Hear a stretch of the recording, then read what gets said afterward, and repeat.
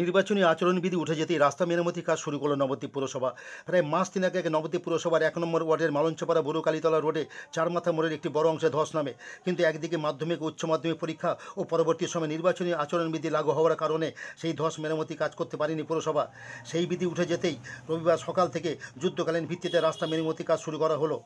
এর ফলে ওই পথে ভারী যানবাহন চলাচল নিষিদ্ধ করা দেওয়া হয়েছে বলে জানা গেছে।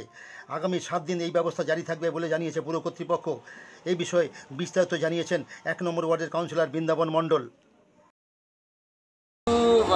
হওয়ার কথা ছিল আগেই, যখন আমরা ভেবেছিলাম করব তখন মাধ্যমিক পরপর উচ্চ মাধ্যমিক, যার ফলে এটা মেন রাস্তা বাবলারির সঙ্গে বাসের কানেকশান, তো মেন রাস্তা আটকে কাজ করতে হবে, যার জন্য ছাত্রছাত্রীদের কথা ভেবে সেই সময় কাজটা করা হয়নি। তারপরে আবার ঘটনাচক্রে যে ভোট ডিক্লেয়ার হয়ে গেল, ভোট ডিক্লেয়ার হওয়ার পরে ভোটের যে বিধিনিষেধের কারণে আমরা কাজটা করতে পারিনি।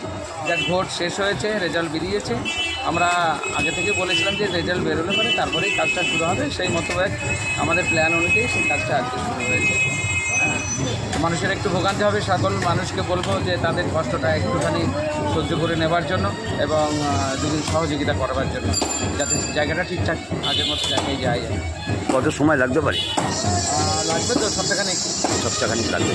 ততদিন এই বাস পরিষেবা সব বন্ধ থাকবে এই রাস্তায়? হ্যাঁ, সমস্ত যানবাহন বন্ধ থাকবে। এই রাস্তায়। আপনার নাম?